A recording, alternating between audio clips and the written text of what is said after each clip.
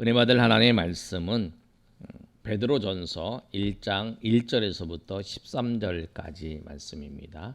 베드로전서 1장 1절에서부터 13절까지 말씀. 신약성경 377면에 있습니다. 우리 한 절씩 우리 교독하겠습니다. 예수 그리스도의 사도 베드로는 본도, 갈라디아, 갑바도기아, 아시아와 비두니아에 흩어진 나그네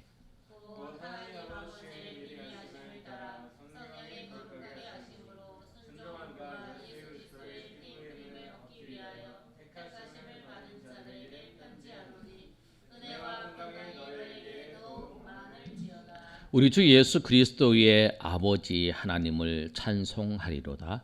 그의 많으신 국률대로 예수 그리스도를 죽은 자 가운데에서 부활하게 하심으로 말미암아 우리를 거듭나게 하사 산 소망이 있게 하시며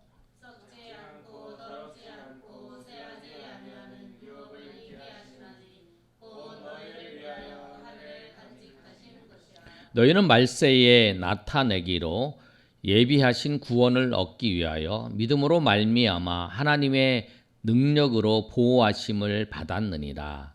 그러므로 너희가 이제 여러 가지 시험으로 말미암아 잠깐 근심하게 되지 않을 수 없으나 오히려 크게 기뻐하는도다. 너희 믿음의 확실함은 불로 연단하여도 없어질 금보다 더 귀하여 예수 그리스도께서 나타나실 때에 칭찬과 영광과 존귀를 얻게 할 것이니라. 예수를 너희가 보지 못하였으나 사랑하는도다. 이제도 보지 못하나 믿고 말할 수 없는 영광스러운 즐거움으로 기뻐하니 믿음의 결국은 곧 영혼의 구원을 받음이라. 이 구원에 대하여는 너희에게 임할 은혜를 예언하는 선지자들이 연구하고 부지런히 살펴서 자기 속에 계신 그리스도의 영이 그 받으실 고난과 후에 받으실 영광을 미리 증언하여 누구를 또는 어떠한 때를 지시하시는지 상고하니라.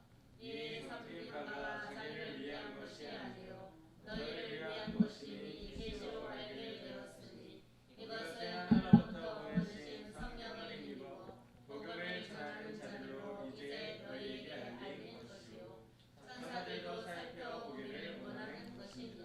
13절 우리 다 같이 읽습니다. 그러므로 너희 마음의 허리를 동이고 근신하여 예수 그리스도께서 나타나실 때에 너희에게 가져다 줄 은혜를 온전히 바랄지어다. 아멘.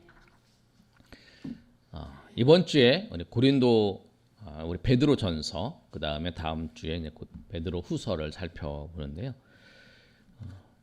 이 베드로 전서는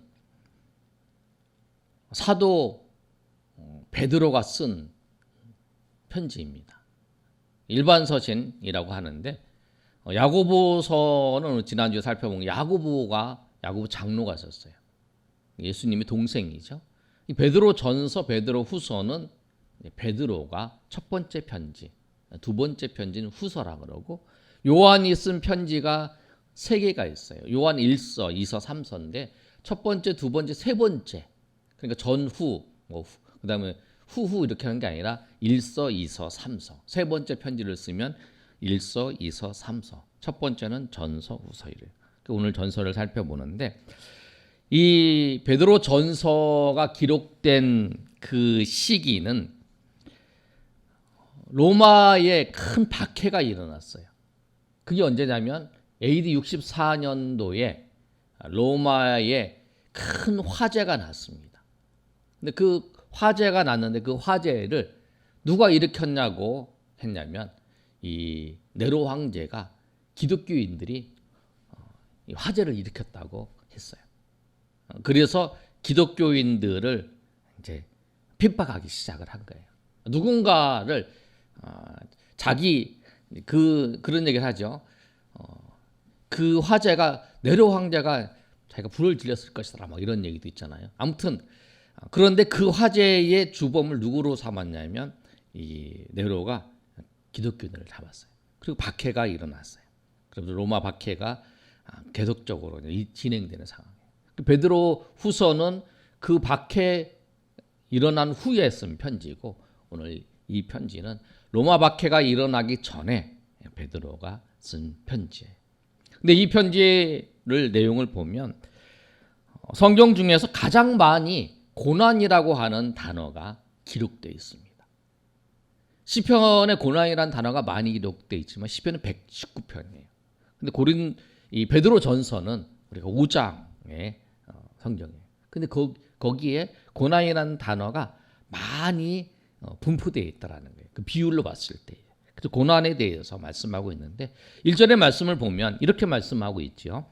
예수 그리스도의 사도 베드로는 본도, 갈라디아, 갑바도기아, 아시아와 비두니아에 흩어진 나그네.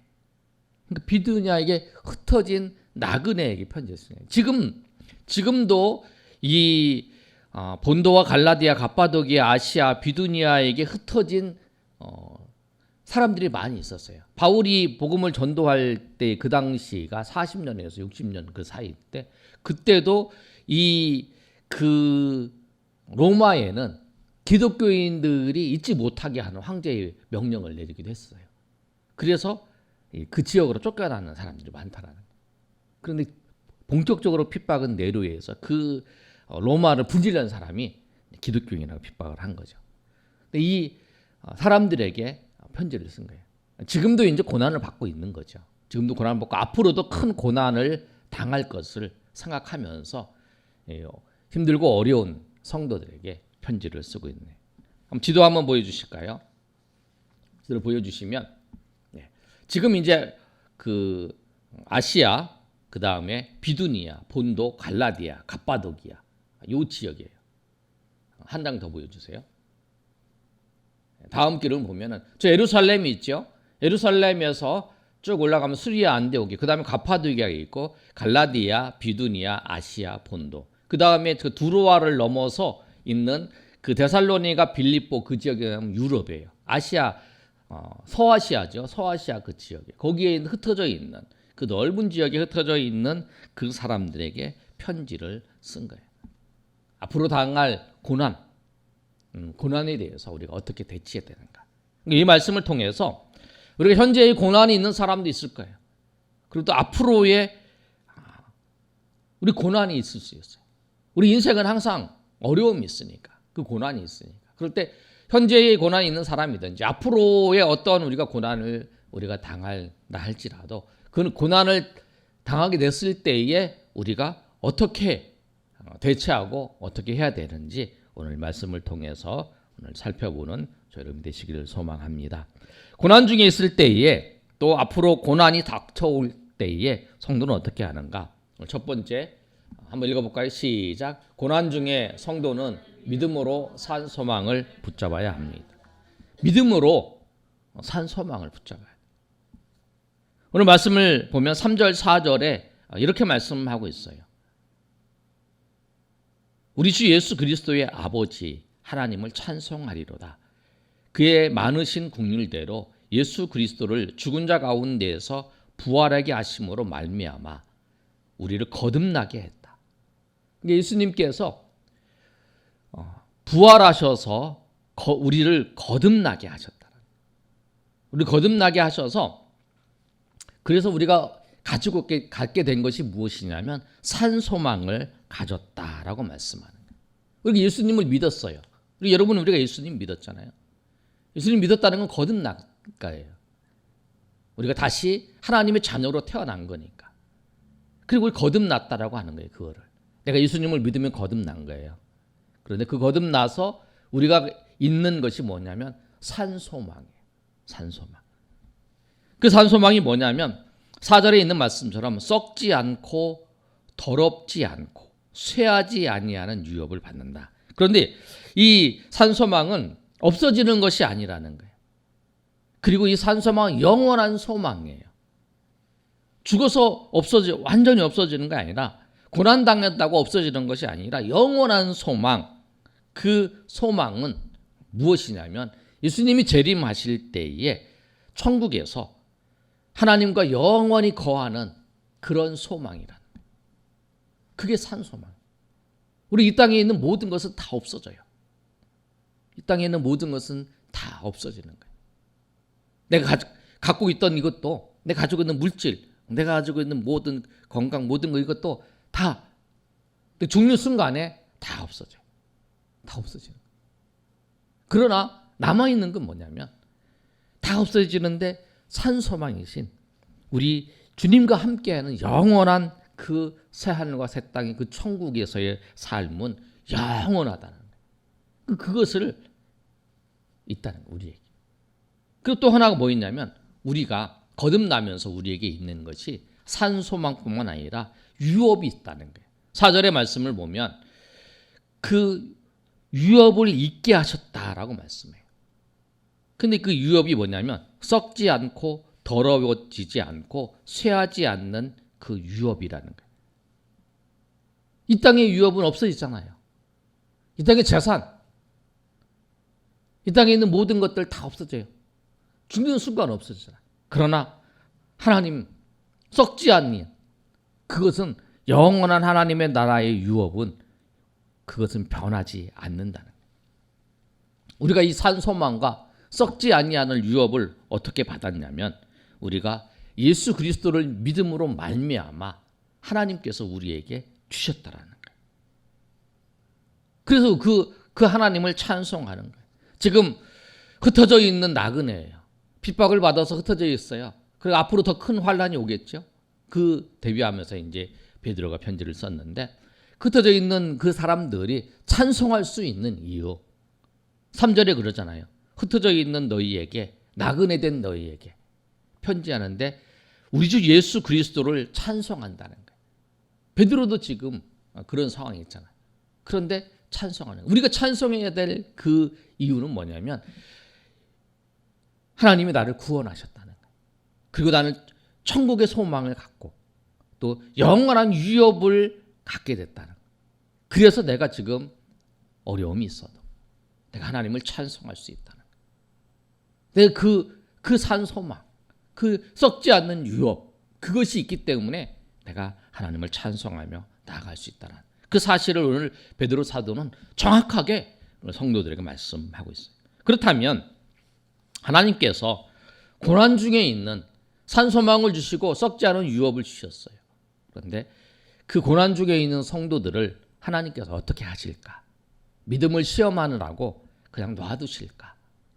아니면 사자를 훈련시킬 때 사자가 새끼를 그 절벽에다 던져놓고 기어오게 하고 또 던져놓고 기어오게 훈련을 시키는 것처럼 하나님께서도 우리를 이 시험 가운데 있을 때 버려둘까? 그렇지 않다라는 거예요.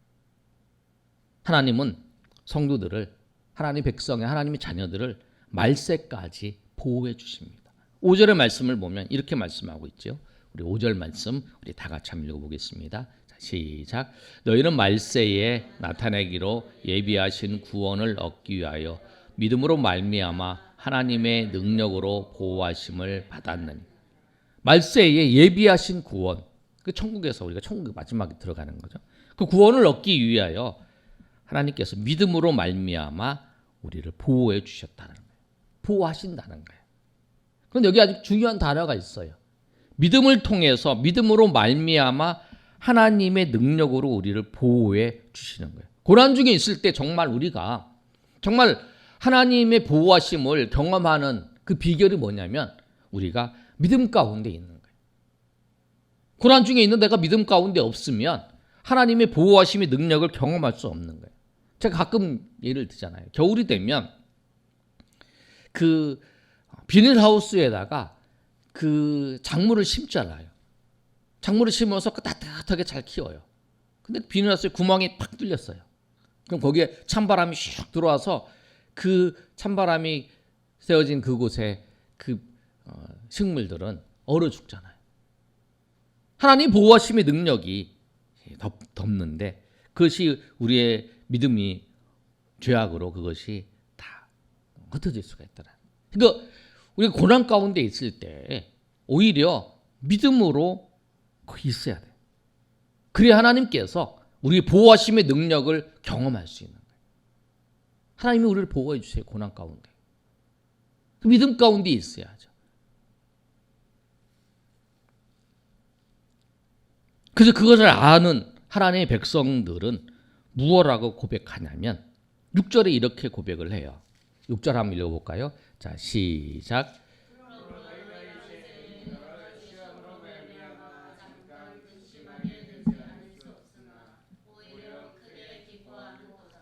고난 중에 하나님의 능력을 경험한 하나님의 백성들은 믿음으로 살면서 오히려 그 고난 때문에 기뻐하는 거예요. 왜? 고난의 결국을 통해서 또 하나님의 은혜를 경험했기 때문에 기뻐할 수밖에 없는 거라는 거예요. 이 고난을 통해서 하나님 주시는 소망을 알게 되고 하나님 깨닫게 되는 거라는 거예요. 그러니까 고난 가운데 있는 성도가 우리가 항상 기뻐하면서 찬양하면서 나갈 수 있는 뭐냐면 하나님이 우리가 산 소망을 주시고 썩지 않는 유업도 주시고 또 우리의 삶 가운데서 하나님께서 믿음의 하나님의 능력으로 우리를 보호해 주신다는 거예요. 그래서 그 고난을 그 고난을 견딘 그 하나님 백성들은 이 고난 때문에 처음에는 그거를 근심하지만 결국에는 그것 때문에 기뻐하게 된다는 거죠.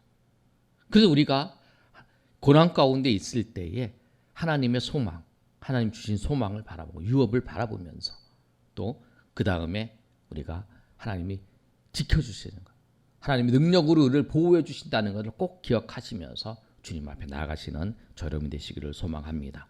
그런데 고난의 때에 구체적으로 우리가 어떻게 해야 되는가? 두 번째 한번 읽어보겠습니다. 시작. 마음을 가다듬고 정신을 차려야 합니다. 13절의 말씀에 이렇게 기록되어 있습니다. 한번 읽어볼까요? 자, 시작. 그러므로 너희 마음의 허리를 동이고 근신하여 예수 그리스도께서 나타나실 때에 너희에게 가져다 주실 은혜를 온전히 바랄지어. 마음의 허리를 동이고 근신하라. 그 말을 현대인의 성경을 보면 23절 똑같은 성경을 어떻게 번역을 해놨냐면 한번 읽어볼까요? 자, 시작. 그러므로 여러분은 마음을 가다듬고 정신을 바싹 차리고 다시 오실 때 주실 은혜를 간절히 기다리십시오. 예, 그렇게 기록해놨어요. 그래서 제가 오늘 두 번째 정신을 가다듬고 마음을 가다듬고 정신을 차려라 이렇게 했어요. 바짝 차려라 그런 거다. 차려라 그래요. 왜 그러냐면 고난이 찾아오면 우리는 고난을 피하려고 그래요. 고난을 피하려고 그래요. 그래서 고난을 피해서 잘못된 길을 선택을 해요. 고난을 피하려고 이거 시대가 닥쳐오는 거, 이거 어려우는 거예요. 어려워 닥쳐와요. 그럼 그걸 피하고 싶은 거예요. 피하고 싶어서 잘못된 길을 선택하는 꼼수를 부려요. 고난의 때에 고난을 집중하면 그 고난이 너무 힘들고 무서워서 물불 안 가리고 피하려고 하는 거예요. 이 당시에 그거죠. 예수님을 믿어라. 예수님을 믿느냐? 예수님 믿으면 추방을 하든지 아니면 예수님 믿으면 그 당시에 그 사회에서 살고 있는 공동체에서 추방시켜버려요. 예수님 믿으면. 그러니까 이게 어려운 거예요. 살아가기가 어려운 거예요. 그러니까 이 고난에 닥칠 때에 꼼수를 부려서 나는 모른다. 그렇게 하는 거죠. 그래서 고난이 닥치는 어려움을 생각하면서 고난을 피하라고 하면서 거짓을 선택하게 돼요. 이것이 뭐냐면 마귀에게 잡히는 거예요. 베드로가 그랬어요. 베드로가 이 편지를 쓴 베드로가 예수님이 내가 곧 잡혀갈 거다 그랬던 거예요. 예수님 말씀하지 마세요. 저는 예수님 같이 죽겠습니다. 그렇게 베드로가 큰 소리를 빵빵 쳤어요. 근데 예수님이 잡혀갔어요. 잡혀가는데 그 잡혀가서 예수님이 그 잡혀가시는 그 모습을 보고는 나도 그렇게 잡혀갈 걸 생각을 하고 그 사람들이 어린 여종과 사람들이 당신도 저 사람과 같은 사람 따르는 사람이죠. 물어보니까 나 모른다. 나중에 또 물어봤어요. 누가. 그랬더니 예수님을 저주하면서 나를 모른다라고 그렇게 했다라는. 베드로가 그 고난, 그 어려움이 내가 예수님을 믿는 사람이고 내가 예수님을 따른다고 하는 것을 고백할 때에 어려움을 당한다는 것을 안 거예요. 거기 집중한 거예요. 그래서 잘못된 선택을 한 거예요. 그래서 그 닭이 3번 울 때에 이제 그 얘기를 하잖아요. 자기가 이제 그걸 이제 예수님이 하신 말씀이 생각나잖아요. 베드로가 이 편지를 쓸 때의 마음이 어땠을까? 눈물의 권면이죠. 나는 그랬다는 거예요. 나는 어려움이 당할 것 같아서, 나는 그 고난이 어려움이 당할 것 같아서 그때에 나는 그렇게 못했다는 거예요. 너희는 그러지 말라는 거죠. 고난을 당했을 때, 그 어려움이 있을 때에 고난에 집중하지 말고 정신을 차려서 주님을 바라는 거예요. 그러면서 2장 14절에부터 뭐라고 말씀하고 있냐면, 여기 쭉 성경 이 베드로전서를 꼭 읽어보시면 고난에 대해서 얘기를 하면서 그 다음에 하나님의 백성, 거룩한 백성에 대해서 말씀을 하고 있어요. 2장 14절 이후에 보면 거룩한 백성으로 살아라 라고 말씀을 하는데, 그 이유는 뭐냐면 이 고난이 찾아올 때에 거룩한 백성답게 행하는 것이 쉽지 않다라는 거예요. 그런데 이 거룩한 백성으로 살아가려면 어떻게 해야 하냐면 2장 11절의 말씀은 이렇게 기록되어 있어요. 우리 한번 읽어볼까요? 자, 시작. 사랑하는 자들아, 거름인과 나그네 같은 너희를 권하노니 영혼을 거슬러 싸우는 육체의 정욕을 제어하라. 고난의 때가 뭐냐면 하나님의 말씀대로 살아야 될 그 시기예요. 고난의 때가. 우리 고난이 닥치면. 그리고 고난의 때가 하나님의 말씀대로 사는 걸 통해서 우리의 믿음을 굳건하게 만들어가는 과정이고 굳건함을 드러내는 사건이라는. 이 고난의 때가 나에게 어려움이 닥쳤어요. 그럼 그때 하나님의 말씀대로 살아갈 때에 그 하나님의 능력으로 보호하심을 받을 수 있는 거예요. 하나님이 나를 왜 내 고난할 때 한 번도 나를 도와주시지 않지? 하나님이 도와주시라 했는데 여러분이 그 비닐하우스에 구멍을 뚫어서 그 차가운 바람이 다 들어오게 해서 그 나의 그 식물들이 다 말라 죽게 만든 거죠. 시들어 죽게 만든 거예요. 그런 경우가 크다라는 거예요. 믿음으로 우리가 하나님의 능력의 보호심을 받는 건 뭐냐면 그때 믿음으로 사는 거예요. 고난의 때, 어려움을 닥칠 때. 베드로가 말씀드린 것처럼 베드로가 편지를 쓴 시기에는 기독교인들 로마 제국에 아무런 해에도 가하지 않았어요. 오히려 협조했어요. 부당하게 주인들이 종들에 대해서 핍박을 할 때 대부분 사람들이 다 종들이었지만 그들이 협조를 했죠. 그런데 이런 일들이 나타나는 거예요. 그럴 때에 어떻게 하냐면 내가 열심히 선으로 행해도 핍박이 다가올 때 어떻게 해야 되나? 베드로전 3장 13절에 17절까지 말씀을 보면 이렇게 말씀하고 있어요. 또 너희가 열심으로 선을 행하면 누가 너희를 해하리요.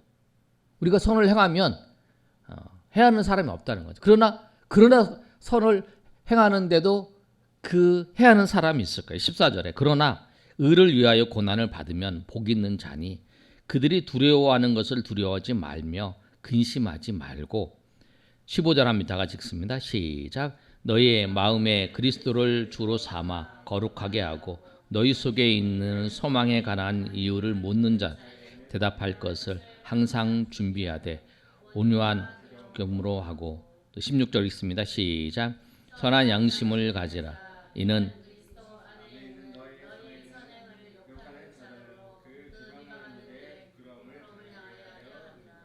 아멘. 그 다음에 17절 이렇게 말씀하잖아요. 선을 행함으로 고난을 받는 것이 하나님의 뜻일진제 악을 행함으로 고난을 받는 것보다 나은다라고 말씀해요. 우리가 선을 행하는데 악을 우리에게 행하는 경우도 있어요. 대부분 선을 행하면 악을 안 행하죠. 그러나 그렇지 않은 사람도 있잖아요. 내가 선을 행했어요. 그래서 저 사람은 선을 행했어요. 그런데 저 사람은 나에게 악을 행해. 그런데 성경은 그렇게 말씀하는 거예요. 선을 행해서 선을 행하며 고난을 받는 것이 악을 행하는 것 고난을 받는 것보다 하나님의 뜻이 뭐냐면 선을 행하고 고난을 받는 게 하나님의 뜻이라는 거예요. 악을 행하고 고난을 받는 것은 당연한 거죠. 그것보다 낫다라는 거예요. 그런데 내가 선을 행했어요. 선을 행했는데 고난을 받아. 17절에 그러잖아요. 선을 행함으로 고난을 받는 것이 하나님의 뜻이라는 거예요. 선을 행했는데 고난을 받는 거. 그런데 선을 행했는데 고난을 받을 때에 우리가 어떻게 해야 되나? 그게 중요하죠. 선을 행할 때에 우리에게 고난을 주고 우리에게 해를 끼치는 사람에게 선을 행하는 이유에 대해서 말할 준비를 하라는 거예요. 오늘 말씀은 3장 13절과 17절의 말씀은 그래요. 선을 행할 때에 세상이 고난을 주면 우리가 분노가 쌓여요. 우리가 세상 사람들에게 우리가 분노가 쌓여 있으면 그 사람들에게 우리의 소망이 무엇인지를 보여줄 수 없어요. 분노만 보여줘요. 내가 정말 잘했어. 그런데 팽을 받았을 때 그게 쌓여 있으면 뭐냐면 분노만 보여준다. 그 세상이 주는 고난이 우리에게 닥쳤을 때, 우리에게 선을 행함으로 닥쳤을 때에 우리가 이 분노를 쌓아놓으면 안 돼요. 우리가 온유함으로 대답할 수 있는 것을 준비해야 되는 거예요. 온유함으로 내 마음에 분노를 쌓아놓으면 안 돼요. 내가 어떤 사람하고 열심히 섬겼어. 내가 어떤 일을 했어. 근데 그 일 때문에 선을 행하는 것 때문에 분노가 쌓였어. 그럼 사람들한테 막 얘기해도 안 된다는 거죠. 내 마음에 분노가 쌓이면 안 되는 거죠. 온유함이 있어야 돼요. 그리고 온유함을 내가 드러내야 되는 거예요. 그래서 그 온유함을 우리의 소망은 온유함으로 그거를 나타내야 된다는 거죠. 이걸 해야 되는 거예요. 이게 어려운 거예요. 우리가 신앙생활 하면서 믿음으로 살면서 살아가는 게 어려운 거죠. 그러면서 오늘 말씀에도 그러잖아요. 근데 대부분 경우에서 여기서 실패하는 것 같아요. 선을 행했는데 선을 행한 것에 대해서 답이 오지 않을 때 분노가 쌓이는 거죠. 그래서 그 분노를 이야기하는. 그러면 세상 사람들은 하나님이 우리 안에 있는 그 소망의 이유를 듣지 못하는 거죠. 이 분노만 보는 거예요. 저도 그렇고 우리도 그렇고 다 여기서 실패를 하는 것 같아요. 근데 오늘 말씀에 보면 그러잖아요. 17절에 선을 행함으로 고난을 받는 것이 하나님의 뜻인다. 그리고 그때에 우리의 소망, 그래도 우리가 선을 행하며 선을 이루어가는 그 이유가 뭐냐면 소망이신 예수 그리스도, 우리의 소망이신 예수 그리스도를 드러내는 거죠.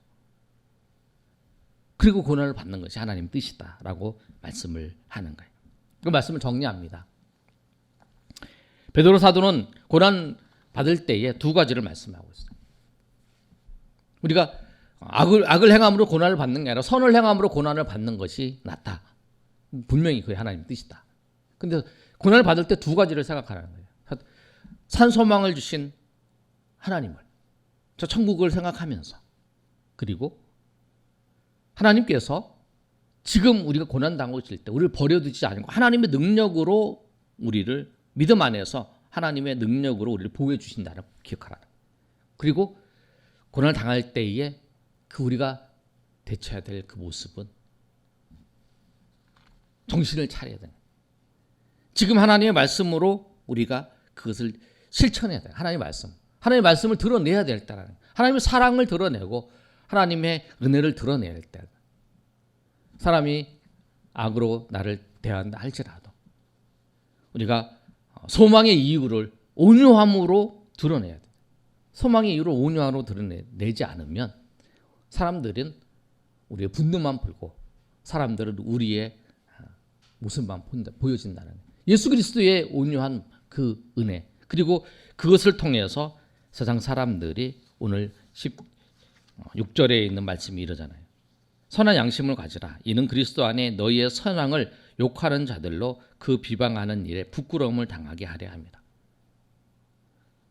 핍박을 하면서도 그들을 위해 축복을 하고, 핍박을 당하는데도 그들을 위해서 복을 빌어주고 하는 모습을 보면서 왜 이들이 이 그리스도인들은 핍박을 하며 자기를 죽이려고 하는데 이들을 죽이는 나를 불쌍히 여기고 나를 왜 축복해 주는가 생각하면서 우리가 잘못하는 게 아닌가. 그러면서 결국 로마가 기독교로 복음화되는 역사가 됐잖아요. 그게 뭐냐면 그들이 온유함으로 나갔기 때문에 그런 거예요. 오늘 말씀처럼 우리가 고난의 시기 때 우리가 정신을 하나님이 주신 소망과 유업을 바라보면서 우리가 하나님이 보호하시는 것을 알고 우리가 마음을 가다듬고 믿음으로 날마다 살아가시는 저희 여러분이 되시기를 예수님의 이름으로 축원합니다. 아멘.